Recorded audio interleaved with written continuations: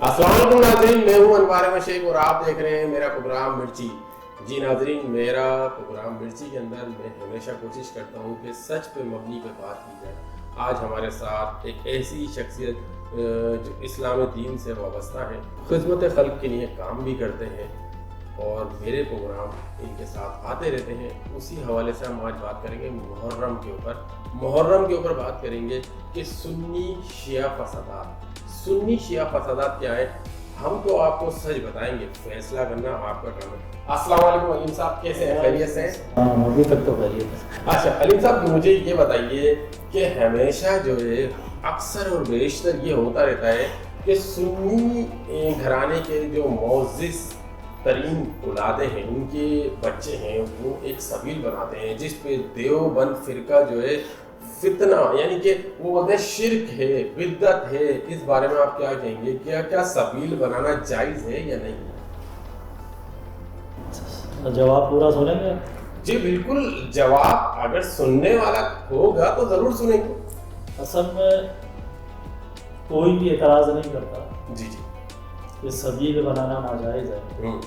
ये सबील लोगों को प्यास सिर्फ मुहर्रम में लगती है, ज़िलहज में नहीं लगती, ज़िकत में नहीं लगती। सब पूरा सुनना जी जी, कि सबील बनाना जायज़ है या सबील बनाना नाजायज़ है। जी बिल्कुल। हज़रत उस्मान गनी रज़ी अल्लाह तआला अन्हु को 40 दिन के असर है, उनकी सबील क्यों नहीं बनाता कोई अहले तशय्युअ? नहीं, अहले तशय्युअ की बात नहीं हो रही, या सुन्नियों की भी बात हो रही है। नहीं तो आपने सुनी की मैंने अहले तशय्युअ की कर दी। अच्छा अच्छा, ठीक है। अरे आपको सवाल है, अभी जवाब मैंने नहीं दिया। नहीं, मेरे प्रोग्राम में आप खुला सच बोल सकते हैं, आपको कोई रोक टोक पूरा सुना। हम जो ये बात करते हैं, हम मुशाहिबत की वजह से करते हैं।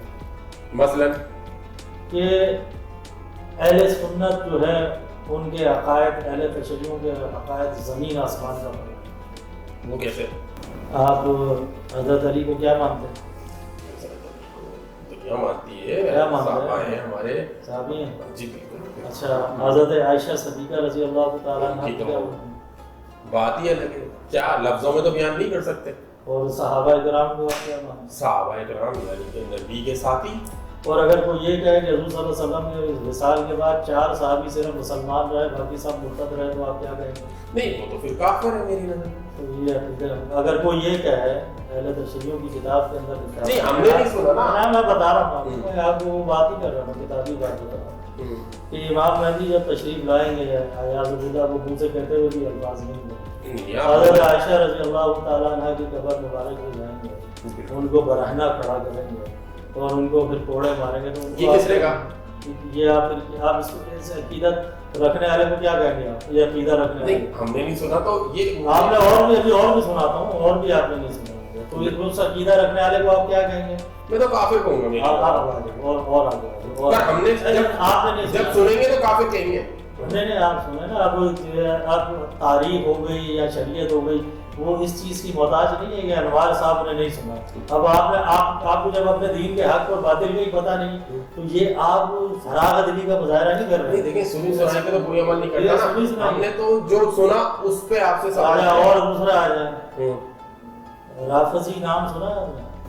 आई थिंक किस्सों में सुना होगा, आप बता दें वदास करके। एक है राफजी और एक है अहले तशय्युअ शिया। ठीक है। राफजियों के 4 अकीदे हैं। ओके। एक वो ये कहते हैं कि हज़रत अली रज़ी अल्लाह तआला अन्हु के जिस्म के अंदर अल्लाह हलावत कर गया, और जो इमाम आता है उसके जिस्म के अंदर अल्लाह हलावत कर गया, यानी कि वो खुद अल्लाह होता है। सच सुनना है ना आपने? हाँ, सच ही सुनना है। तो उनके अकीदे के मुताबिक जो इमाम होता है वो बजाते खुद खुदा होता है। अच्छा, एक हो गया। दूसरा, हज़रत आयशा रज़ी अल्लाह तआला अन्हा पे वो तोहमत लगाते हैं। किस चीज की तोहमत? तौबा अस्तगफिरुल्लाह। ये हम तो इस काबिल नहीं है, फिर भी बात करेंगे ताकि आवाम जान सके। ये एक वाक़या हुआ, हज़रत आयशा रज़ी अल्लाह तआला अन्हा का हार गिर गया, तो उस हार की तलाश में थोड़ा लश्कर लेट हो गया।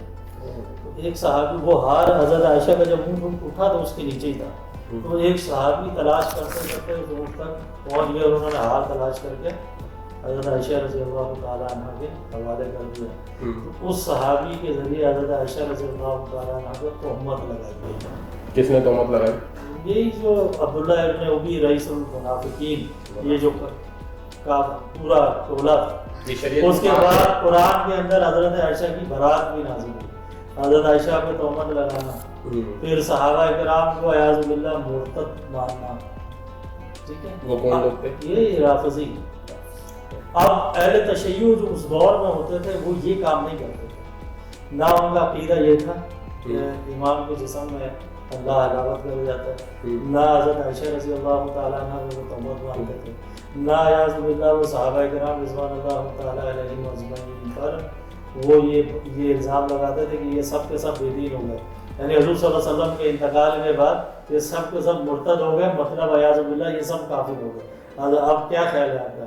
حضرت ابو بکر صدیق، حضرت عمر، حضرت عثمان یہ کافر تھے کیا؟ نہیں، استغفر اللہ۔ تو بس آپ آ جاؤ اپنے سوال کے جواب میں۔ جی بالکل۔ اب آپ جو یہ کہتے ہو کہ جی اب علماء کا ایک متفقہ فیصلہ یہ ہے کہ اس دور کے اندر اہل تشیع کی تعداد کم ہے، رافضیوں کی زیادہ ہے، بالکل ایسا ہی ہے، ایسا ہی ہے نا؟ بالکل ایسا ہی۔ اب یہ سبیل وبیل لگانا یہ زیادہ کون لگاتا ہے؟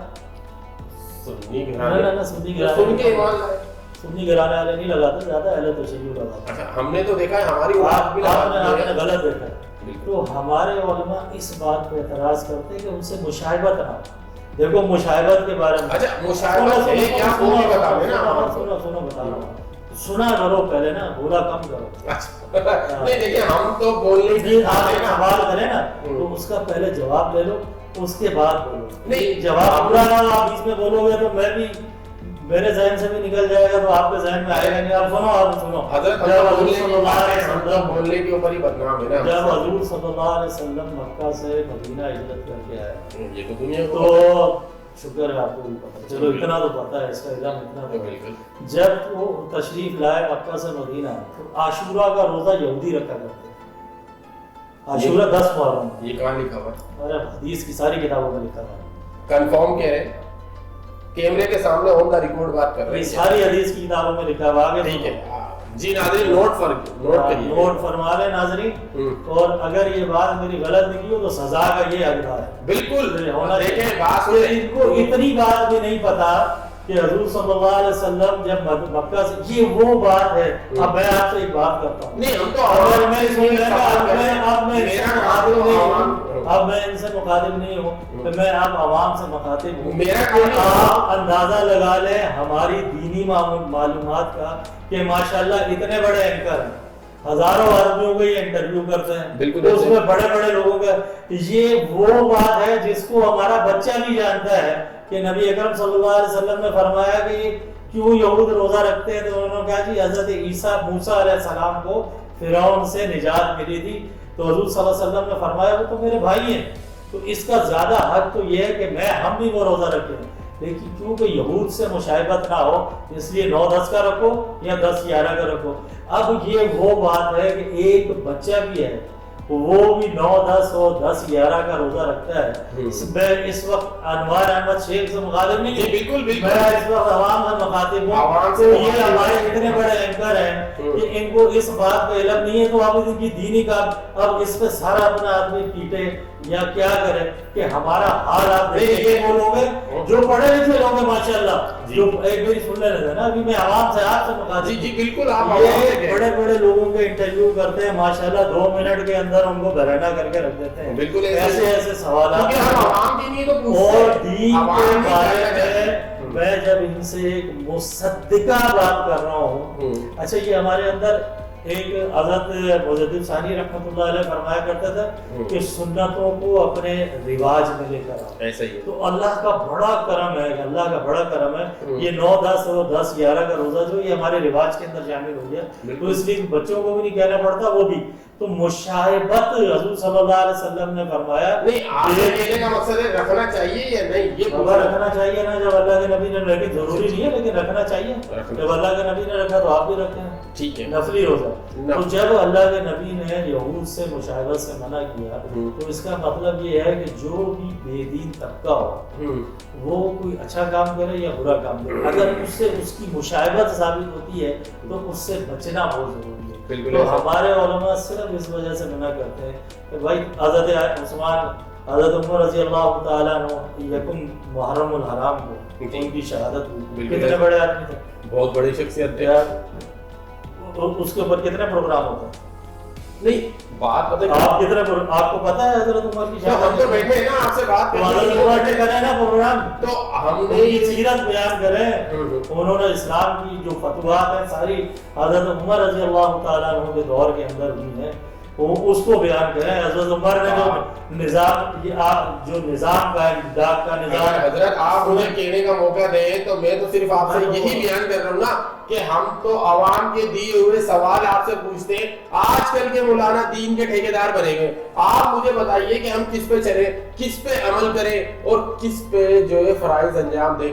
آپ نے بولا کہ کیا کہتے ہیں حضرت عمر پہ بات کریں. آپ ہمیں بتائیں نا, آئی تھنک ہم دین سے غافل ہیں, پر آپ ہمیں بتائیں کہ یہ جو محرم کے اندر ماتم کیا جاتا ہے, ماتم داری ہوتی ہے, یہ صحیح ہے یا غلط؟ میرے پروگرام میں تو میں نے ہمیشہ سچ بیان کیا ہے, مجھے موت سے ڈر نہیں ہے.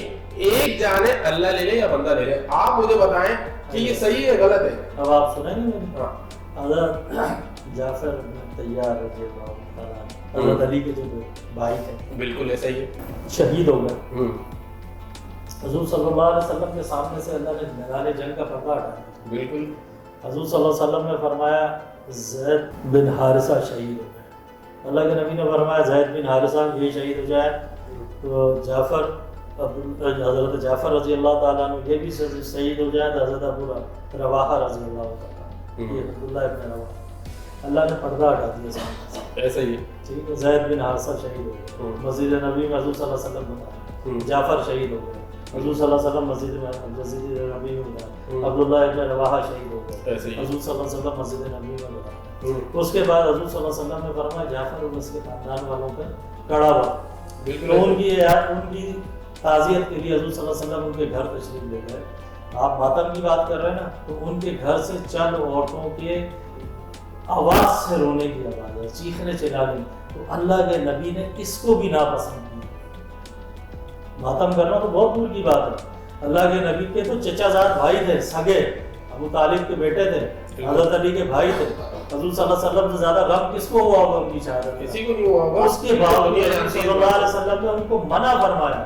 حضرت حمزہ رضی اللہ تعالیٰ عنہ جب شہید ہوئے تو حضور صلی اللہ علیہ وسلم کو اتنا غم تھا کہ حضرت حمزہ رضی اللہ تعالیٰ عنہ کی نماز جنازہ 70 مرتبہ پڑھی گئی. ایک جو شہید ہوئے ان کی جب میت آتی تھی حضرت حمزہ کی وہیں پڑی رہتی تھی. وہ جب حضرت حمزہ رضی اللہ تعالیٰ عنہ شہید ہو گئے تدفین کے بعد حضور صلی اللہ علیہ وسلم مدینہ تشریف لے گئے, تو نبی اکرم صلی اللہ علیہ وسلم نے فرمایا کہ حمزہ پہ رونے والا کوئی نہیں. تو مدینہ کی عورتیں اکٹھی ہو گئی اور انہوں نے یہ ماتم کرنا اور آواز سے رونا شروع کیا. تو اس پہ بھی نبی اکرم صلی اللہ علیہ وسلم نے سختی سے منع فرمایا.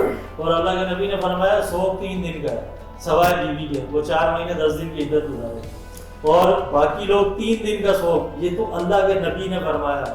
حضرت حسین رضی اللہ تعالیٰ عنہ کو شہید ہوئے تو سن 60 ہجری, یہ سن 1442 ہجری, 1380 سال 82 سال ہو چکے ہیں. تو کیا شریعت کی روح سے یہ ٹھیک ہے؟ اچھا مجھے آپ یہ بتائیں, اسلام کا پہلا مہینہ جو ہے محرم ہے, ایسا ہی ہے؟ ایسے ہی کوئی غلط تو بات نہیں کر رہا میں. اور اس کے اندر یہ ساری چیزیں آتی ہیں, یعنی کہ سوگ بھی منایا جاتا ہے اور افسوس بھی کیا جاتا ہے, جلسے جلوس بھی نکلتے ہیں.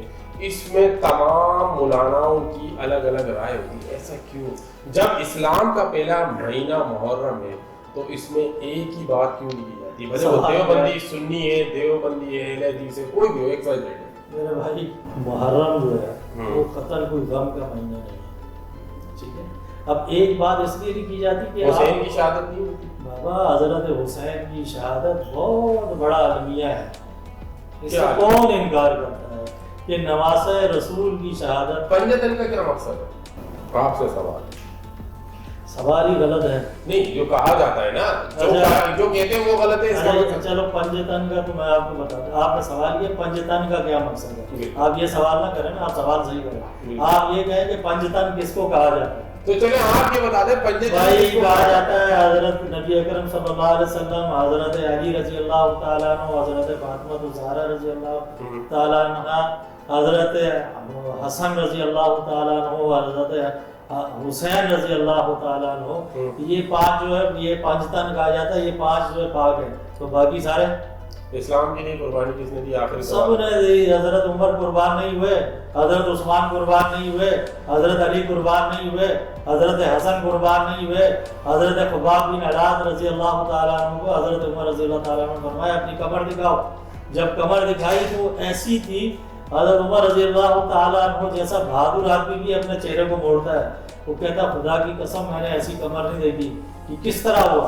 تو حضرت خباب رضی اللہ تعالیٰ نے فرمایا جب نئے مسلمان ہوئے مکہ کے اندر، مجھے ریت گرم مکہ کی ریت اور انگاروں پر لٹایا جاتا تھا. کس نے کہا یہ؟ حضرت خباب رضی اللہ تعالیٰ عنہ نے. اور اس انگاروں میری چربی سے وہ آگ بجھتی تھی. قربانی تو سب نے دی. حضرت حسین رضی اللہ تعالیٰ عنہ کی قربانی تو اس لیے اتنی افضل ہے کہ وہ نواسہ رسول ہیں. بالکل. حضرت حسین رضی اللہ تعالیٰ عنہ کی قربانی سے کون انکار کرتا ہے؟ وہ حضرت حسین رضی اللہ تعالیٰ عنہ کو جو ظلم ہوا، وہ بدبخت ترین انسان ہوگا جو اس کو ظلم نہ ہو. نہیں، یہ پوچھنے کا مقصد ہے کہ ان کی شہادت محرم میں 10 محرم میں 10 محرم تو سوگ بنانے کا فرض بنتا ہے. سوگ اسلام میں ہے نہیں نا میرے بھائی. اب اچھا آپ یہ بتاؤ صحابی کا رتبہ زیادہ ہوتا ہے یا نبی کا؟ نبی کا ہوتا ہے. حضرت آدم علیہ السلام کی توبہ قبول ہوئی عاشورہ کے دن، جس دن حضرت حسین شہید ہوئے. ٹھیک ہے. حضرت نوح علیہ السلام کی کشتی جب وہ پہاڑ پہ لگی وہ 10 محرم میں. حضرت عیسیٰ علیہ السلام کو نمرود سے جو نجات ملی وہ 10 محرم میں. حضرت ابراہیم علیہ السلام کو نمرود کی آگ سے جو نجات ملی وہ 10 محرم میں. چاروں کا. ٹھیک ہے. اور ایسے سینکڑوں واقعات ہیں جو 10 محرم کو.